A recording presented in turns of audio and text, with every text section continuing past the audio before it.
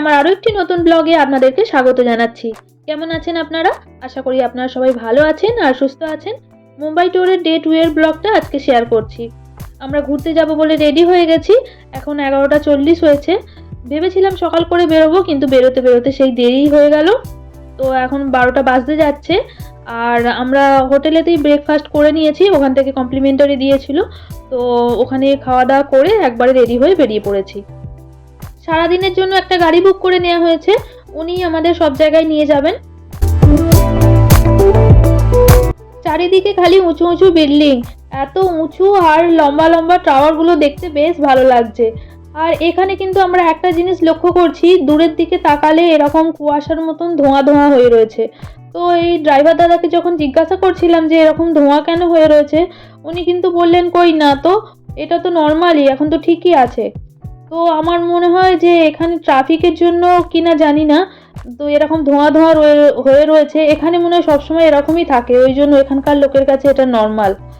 দূরের দিকে তাকালে এরকম, এই দেখুন কেমন ধোঁয়া ধোঁয়া মনে হচ্ছে না, যেন মনে হচ্ছে কুয়াশা হয়ে রয়েছে। কিন্তু এখন দুপুর 12টা বাজে, এত রোদ্দুরের তেজ, তারপরেও কেন এরকম অন্ধকার মতন হয়ে রয়েছে কি জানি। তো আমরা সব থেকে প্রথমে এসেছি সিদ্ধিবিনায়ক মন্দিরে। ওই দেখুন মন্দিরের চূড়া দেখতে পাওয়া যাচ্ছে। আমরা পৌঁছে গেছি এখানে, গাড়ি ওই দিকে দাঁড়িয়ে আছে। আমরা এবার এখান থেকে হেঁটে যাচ্ছি। মন্দিরের ভিতরে যাবার জন্য এখানে লাইন দিতে হবে। এই পাশেই যে দোকানগুলো রয়েছে, এখানে আমরা জুতো জমা দিয়ে আর এখান থেকে প্রসাদের ডালা নিয়ে নিয়েছিলাম। ভিতরেও দোকান রয়েছে প্রসাদ নেওয়ার জন্য, কিন্তু আমরা জানতাম না, তো সেই জন্য বাইরে থেকেই নিয়ে নিয়েছি। আর নিয়ে অনেকক্ষণ আমরা লাইনে দাঁড়িয়েছিলাম, দিয়ে তারপরে এবার আমরা দর্শন করে নিয়েছি। দর্শন করে এবার মন্দির থেকে আমরা বেরিয়ে এসেছি। মন্দিরের চূড়াটা এখান থেকে পুরোটা দেখতে পাওয়া যাচ্ছে না, আমরা যেখানটায় দাঁড়িয়ে আছি ওখানে উপরটা ছাওয়া রয়েছে, তো সেই জন্য গার্ড হচ্ছে। আর এইখানে পাশেই ছোট ছোট কাউন্টার রয়েছে, ওখানে মহাপ্রসাদ পাওয়া যাচ্ছে। সবাই লাইন দিয়ে দাঁড়িয়ে ওখান থেকে প্রসাদ নিচ্ছে। আর পাশেই আর একটা গেট রয়েছে, সেইখান দিয়ে গিয়ে হনুমান মন্দির রয়েছে। আর ওপর দিয়ে উঠে সিঁড়ি দিয়ে এইখান থেকে পুরো ঠাকুরের দর্শন করা যাচ্ছে। তো আমরা যে লাইনে এতক্ষণ লাইন দিয়েছিলাম, ওখানে পুজো দেওয়ার জন্য সবাই লাইন দিয়েছে। আর যারা শুধু দর্শন করতে চায়, তো তারা এদিক দিয়ে এসে দর্শন করছে, অনেকে ভিডিও বানাচ্ছে।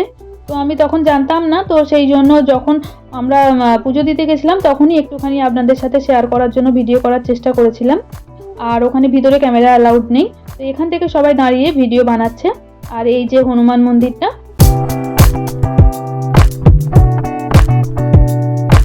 ভিতরে ঠাকুরের কাছে যেখানে পুজো হচ্ছে ওখানে ক্যামেরা লাগানো আছে, আর এই স্ক্রিনেতে সেটা লাইভ দেখা যাচ্ছে এখান থেকে। তো এবার আমরা মন্দিরের ওখান থেকে বেরিয়ে চলে এসেছি। বেরোনোর সময় পাশেই একটা রেস্টুরেন্ট ছিল, তো সেখান থেকে সুরজের জন্য একটা স্যান্ডউইচ নিয়ে নিয়েছিলাম। ও ওখানে আর বসে খায়নি, আমরা বললাম চলে যাও গাড়িতে বসে খেয়ে নিবি, কারণ ওখানে সময়টা নষ্ট হয়ে গেলে আরও যে অন্য জায়গায় ঘুরতে যাব সেখানে যেতে আরও দেরি হয়ে যাবে। তো সেই জন্য আমরা বেরিয়ে চলে এসেছি। এবার আমরা এসেছি মহালক্ষ্মী মন্দিরে, এটা এন্ট্রি গেট। তো এখান দিয়ে এবার আমরা ভিতরে যাচ্ছি। এখানে অনেকগুলো এরকম দোকান রয়েছে, সেখানে ঠাকুরের জিনিস ছাড়াও আরো নানান রকমের জিনিস পাওয়া যাচ্ছে। আর এই যে মন্দিরটা দেখছেন, এটা হচ্ছে মহাদেবের মন্দির। আমরা প্রথমে ভেবেছিলাম এটাই বোধহয় মহালক্ষ্মী মন্দির, কিন্তু আশপাশে সবাই বললো যে না, এটা নয়, আরো আগে যেতে হবে। তো এবার আমরা সিঁড়ি দিয়ে উঠে আগে যাচ্ছি। এখানেও আর একটা গেট রয়েছে। গেটের বাইরেই একজন ছিলেন, ওনাকে জিজ্ঞাসা করতে উনি বললেন যে হ্যাঁ, আরো ভিতরে যেতে হবে হেঁটে। তো এবার আমরা যাচ্ছি, ওই যে দেখুন মন্দিরের চূড়া দেখতে পাওয়া যাচ্ছে, তো ওইখানে আমরা যাব। আর এবার একদম মন্দিরের সামনে চলে এসেছি, দেখুন এখানে লেখা রয়েছে শ্রী মহালক্ষ্মী মন্দির। আর আমরা সবাই একটা করে এরকম পদ্ম ফুল নিয়ে নিয়েছি।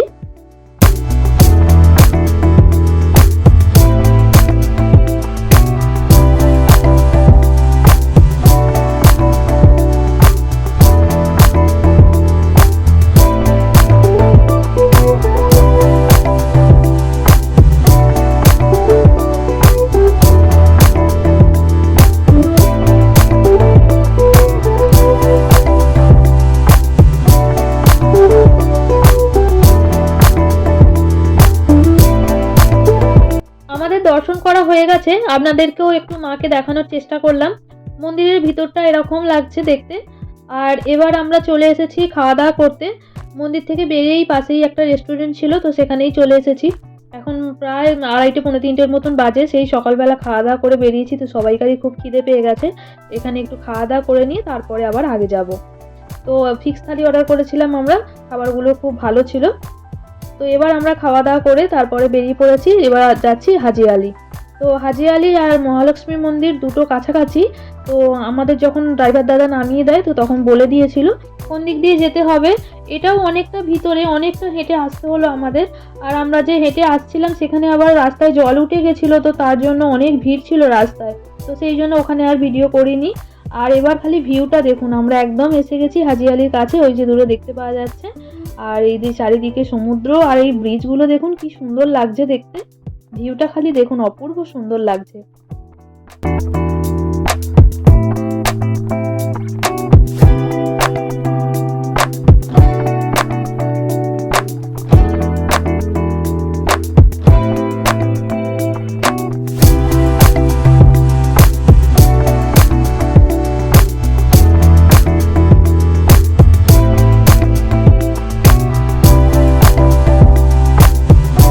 এবার আমরা পিছন দিকটা এসেছি, এখান থেকে ভিউটা খালি দেখুন কি সুন্দর লাগছে না, অপূর্ব সুন্দর লাগছে দেখতে দেখুন।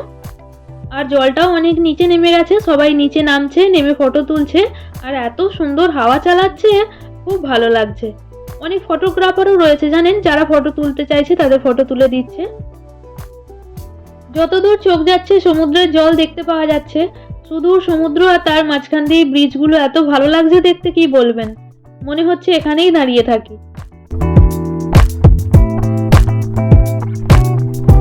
আমার হাজবেন্ড আর ছেলে নিচে নেমে গেছে, এবার আমি নামছি।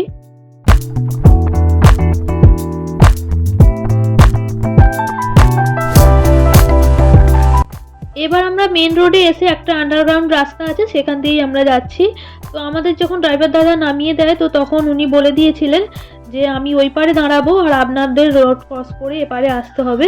তো রোড ক্রস করে আসার জন্য এখানে আন্ডারগ্রাউন্ড রাস্তা রয়েছে, তো ওইখান দিয়ে আপনারা নেমে পড়বেন আর একবারে ডাইরেক্ট রাস্তার এপারে উঠে পড়বেন। তো আমরা সেই রাস্তাটা দিয়েই এলাম। এবার আমরা অন্য আর একটা জায়গায় যাচ্ছি। আমরা কিছু কিছু জায়গার নাম ওনাকে বলে দিয়েছিলাম, উনি সেই হিসেবেই আমাদের নিয়ে যাচ্ছেন। তারপরে রাস্তায় যেতে যেতে যদি দেখার মতন কোনো কিছু থাকে সেগুলো আমাদের দেখাচ্ছেন, বলে দিচ্ছেন।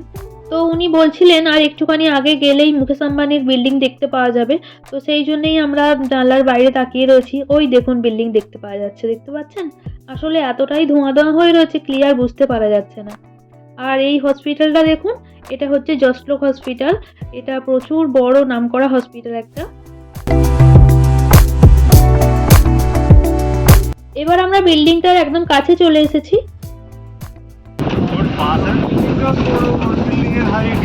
হ্যাঁ,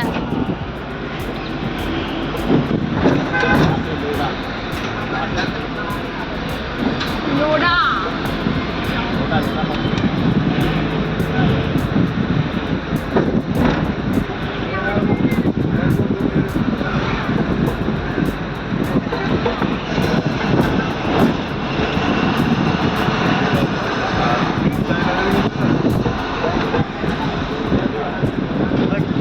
দাঁড়িয়ে রয়েছে সামনে। ওটা মেন গেট। হ্যাঁ, হয়তো লেখা যাচ্ছে।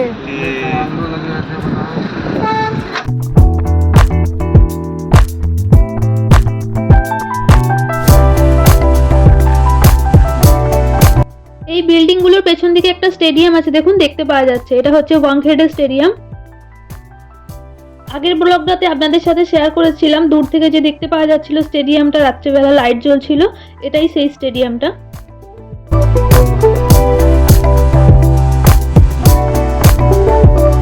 এখন আমাদের গাড়িটা সিগন্যালে দাঁড়িয়ে আছে, বাইরের দিকে তাকাতেই এই সাদা রঙের বড় বিল্ডিংটা দেখতে পেলাম। তারপরে দেখলাম এটা মন্ত্রণালয় লেখা রয়েছে, আমাদের ইন্ডিয়ান ফ্ল্যাগও লাগানো রয়েছে, কি সুন্দর লাগছে না দেখতে বিল্ডিংটা। আর এই যে ময়দানটা দেখছেন এটা হচ্ছে আজাদ ময়দান, এখানে সবাই ক্রিকেটের প্র্যাকটিস করে, এখনো সবাই প্র্যাকটিস করছে, সব সাদা রঙের জার্সি পরে রয়েছে দেখতে পাওয়া যাচ্ছে। আর এইখানে দেখুন একটা মশাল জ্বলছে, ওটা সত্যি করে কিনা জানি না, কাঁচের বক্সে রয়েছে নাকি লাইটের দ্বারা জ্বলছে। আর এটা হচ্ছে বালা সাহেব ঠাকরের স্ট্যাচু। এবার আমরা যাচ্ছি তাজ হোটেল দেখতে, একদম কাছাকাছি এসে গেছি আমরা, দেখুন দেখতে পাওয়া যাচ্ছে।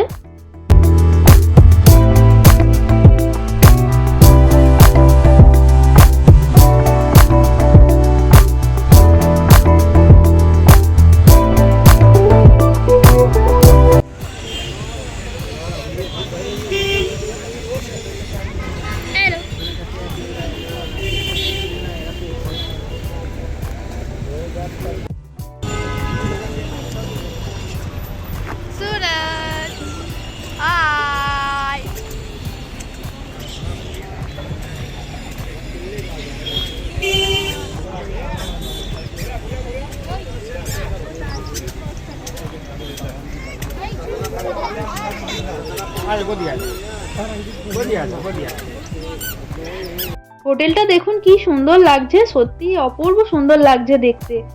এত সুন্দর লাগছে দেখতে, এমনি এমনি ফেমাস নয়। হ্যাঁ, কি সুন্দর জায়গাটা লাগছে দেখুন। আর এইদিকে সমুদ্রটা দেখুন, চারিদিকে বোট, জাহাজ, শিপ এইসবেতে পুরো ভর্তি। আর এটা হচ্ছে অবরয় হোটেল, আর তার পাশেই রয়েছে তাজ হোটেল, এদিকে রয়েছে গেটওয়ে অফ ইন্ডিয়া। তো এই তিনটে সব একই জায়গাতে রয়েছে। এই যে এবার আমরা গেটওয়ে অফ ইন্ডিয়ার এখানে চলে এসেছি। এটা দেখে ওই দিক থেকে কাছে মনে হচ্ছিল, কিন্তু এর ভিতরে আসতে গেলে অনেকটা ঘুরে আসতে হচ্ছে।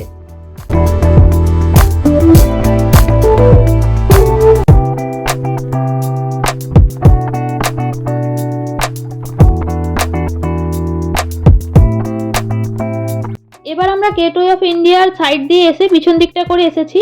আর এখান থেকে দেখুন তাজ হোটেলটা পুরোটা দেখতে পাওয়া যাচ্ছে। কি ভালো লাগছে না দেখতে এখান থেকে। আর সমুদ্রের ধারে দাঁড়িয়ে আছি, এখানে বসার জায়গাও ছিল, আমরা কিছুক্ষণ বসেও ছিলাম। এত সুন্দর হাওয়া চালাচ্ছে কি বলবেন, এত ভালো লাগছিল, বেশ কিছুক্ষণ আমরা বসেছিলাম এখানে।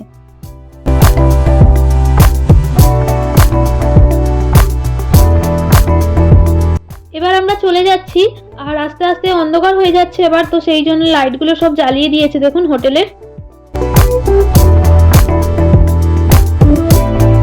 এই জায়গাটার কথা তো আমরা ভুলেই গেছিলাম। এটা হচ্ছে ছত্রপতি শিবাজি টার্মিনাস, মুম্বাইয়ের রেলওয়ে স্টেশন। এখন ফেরার পথে দেখতে পেয়ে মনে পড়ে গেল, তো আমরা আর নেমে ভিতরে যাইনি।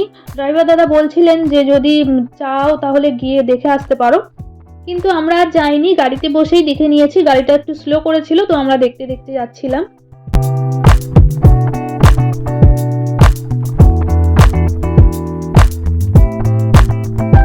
হোটেলে ফিরে আধ ঘন্টার মতন রেস্ট নিয়ে তারপরে আবার বেরিয়ে পড়েছি। আর এটা হচ্ছে জৈন মন্দির, আপনাদের বলছিলাম না যে এখানে অনেক গুজরাটি থাকে, তো এটা গুজরাটিদেরই মন্দির। আর তো আজকের দিনটা, কালকে আমরা চলে যাব, তাই ভাবলাম যতটুকুন সময় আছে আশপাশের মার্কেটগুলো একটু ঘুরে দেখি, তো সেই জন্য আমরা বেরিয়ে পড়েছি। আর এবার খাওয়া দাওয়া করার জন্য একটা হোটেলে এসেছি, এটাও একটা গুজরাটি হোটেল। তো এখানে আমরা খাবার অর্ডার করেছিলাম। মেনু কার্ড দেখে এখানকারই স্পেশাল থালি অর্ডার করেছিলাম, কিন্তু খাবারগুলো অতটা ভালো ছিল না। আহমেদাবাদেও আমরা গুজরাটি হোটেলে খাই, কিন্তু ওখানকার খাবারগুলো বেশ টেস্টফুল থাকে, তো এখানেরগুলো অতটা আমাদের ভালো লাগেনি। তো যাই হোক, এবার আমরা হোটেলে ফিরে এসেছি। তাহলে আজকের ভিডিওটা এখানেই শেষ করছি, আবার দেখা হবে একটা নতুন ভিডিওতে। ততক্ষণ আপনারা ভালো থাকবেন, সুস্থ থাকবেন আর আনন্দে থাকবেন। আবার দেখা হবে একটা নতুন ব্লগে, ততক্ষণের জন্য বাই বাই।